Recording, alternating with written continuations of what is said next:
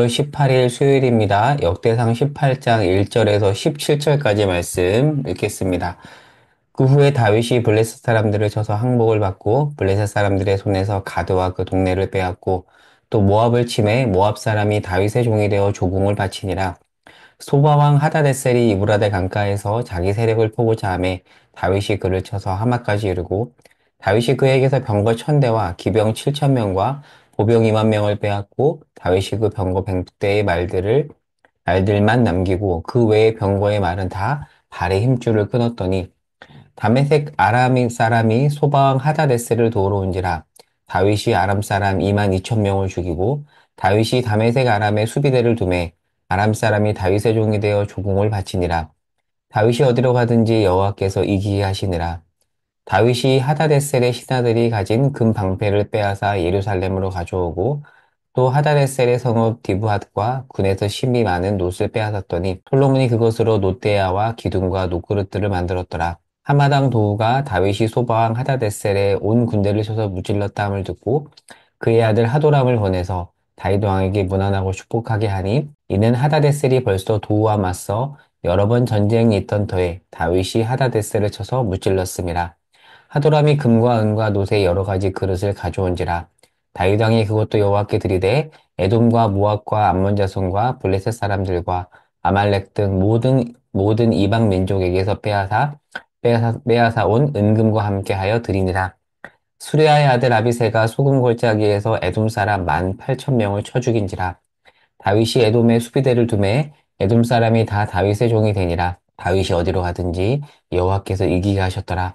다윗이 온 이스라엘을 다스려 모든 백성에게 정의와 공의를 행할세.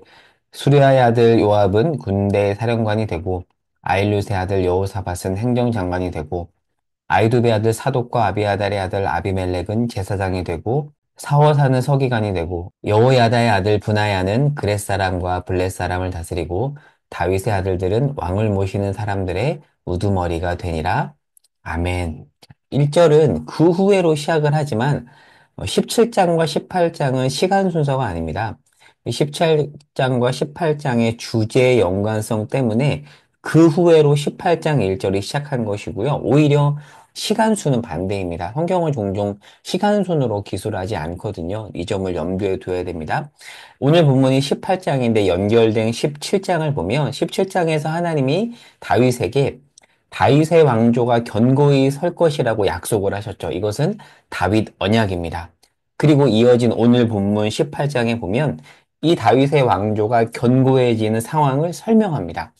다윗이 오랜 기간 이스라엘을 괴롭혔던 서쪽의 해양 민족인 블레셋을 쳐서 동네를 빼앗는데요. 이 블레셋 안에는 1절에 보면 골리앗의 고향인 가드도 포함이 됩니다.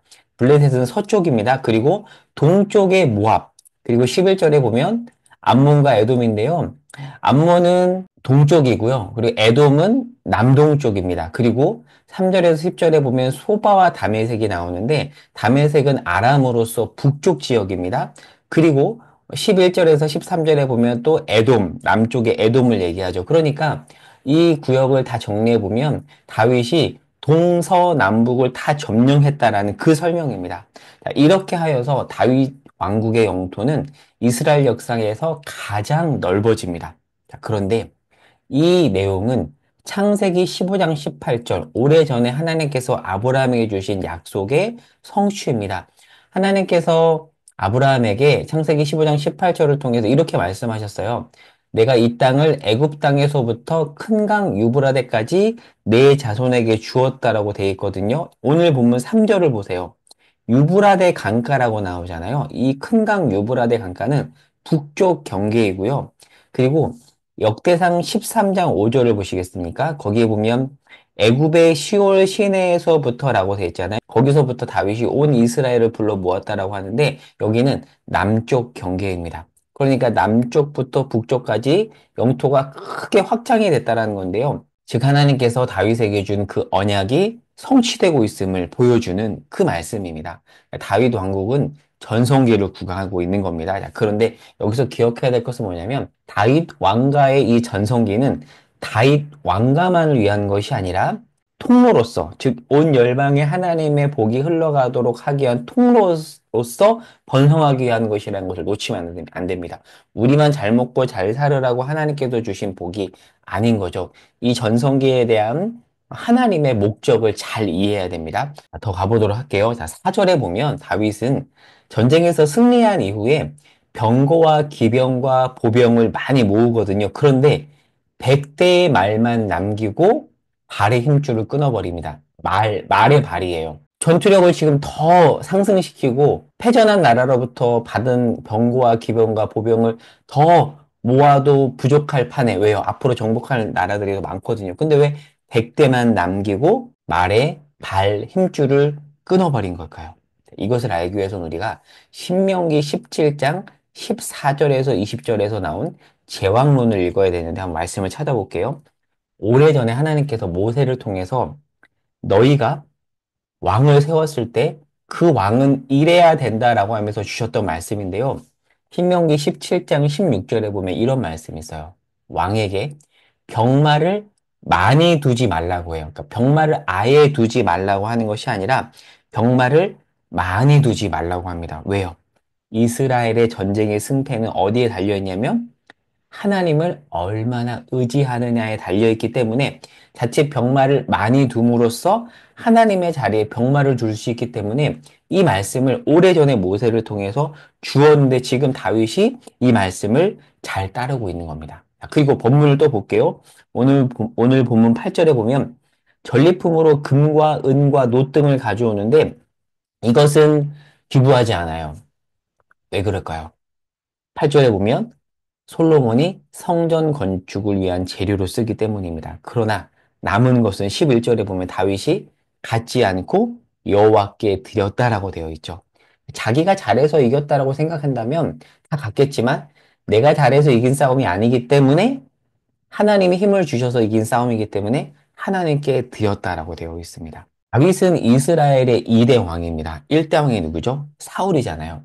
다윗과 사울을 비교해 보겠습니다. 사울은 사무엘상 14장 47절 한번 찾아볼게요. 여기서 보면 사울이 모압과 암몬과 에돔과 블레셋을 쳐서 이겼어요. 다윗과 똑같이 오늘 본문에 동서남북에 있는 적군을 다 이긴 겁니다. 그런데 사무엘상 15장 2절에 보면 사울은 승리 이후에 어떻게 하냐면 사무엘상 15장 2절입니다. 뭐라고 되어 있죠? 자기를 위하여 기념비를 세웠다라고 되어 있어요.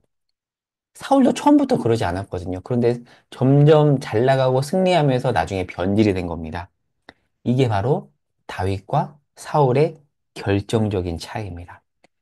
그리고 하나 더 오늘 본문 18장 14절에서 17절에 보면 다윗은 어떻게 이스라엘을 다스렸다고 되어 있죠? 정의와 공의로 다스렸다라고 되어 있어요. 그리고 적절하게 동역자를 세우지만 사울은 그렇게 하지 않았죠. 1대왕 사울과 2대왕 다윗의 차이를 이렇게 우리는 비교하면서 파악할 수가 있습니다. 자, 그러면 오늘 내용을 정리하고 적용해 볼게요. 제왕론이라고 불리는 신명기 17장 14절에서 20절 이 말씀은 아까 말씀드린 대로 오래전 모세를 통해 이스라엘이 왕정 국가가 될 때 이스라엘의 왕이 어떤 태도로 서 있어야 하는지에 대해서 주어진 말씀인데요. 사실은 굉장히 비현실적으로 보일 수 있습니다. 주변의 나라들은 다 힘이 있어요.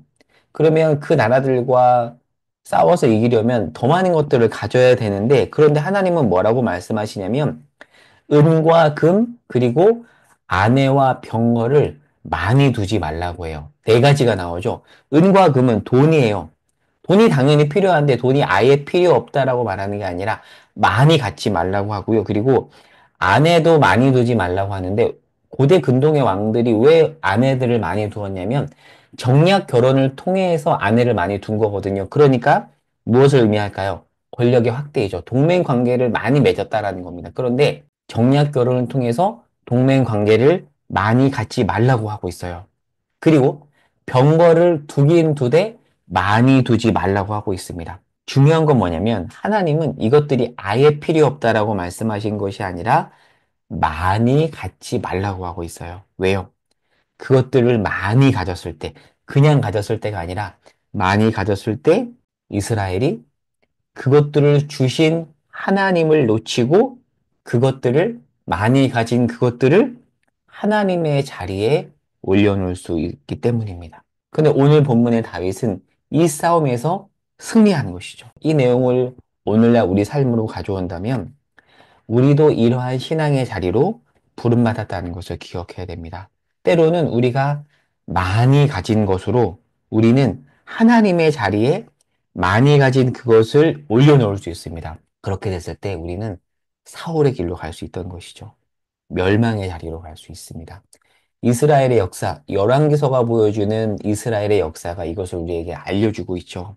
다윗은 그러나 그 싸움에서 승리했고, 그래서 하나님께서 다윗을 신앙의 표본으로 하나님은 우리에게 내세우는 것입니다. 말씀을 맺겠습니다. 이 싸움, 하나님을 의지하냐, 다른 것을 더 의지하냐, 이 싸움에서 승리하는 저와 여러분이 되기를 소망합니다. 바보같이 보일 수 있습니다. 비현실적으로 보일 수 있습니다. 여러분, 무소유가 아니에요. 갖지 말라가 아니라 많이 가짐으로써 하나님보다 많이 가진 그것을 더 의지하는 그 길로 가지 말아야 한다. 오늘 본문이 우리에게 주는 메시지입니다. 이 메시지를 기억하며 오늘 하루 또 믿음으로 살아갈 수 있기를 바랍니다. 기도하겠습니다. 하나님 우리에게 무소유를 말씀하지 않으십니다. 가져도 된다라고 하지만 그것들을 많이 가짐으로써 그것을 주신 하나님을 놓치게 되는 그 잘못된 자리로 가지 말라고 우리에게 말씀하시니 이 말씀을 기억하고 오늘 하루 우리의 신앙을 점검하며 믿음으로 살아갈 수 있도록 인도하여 주시옵소서. 예수님의 이름으로 기도합니다. 아멘.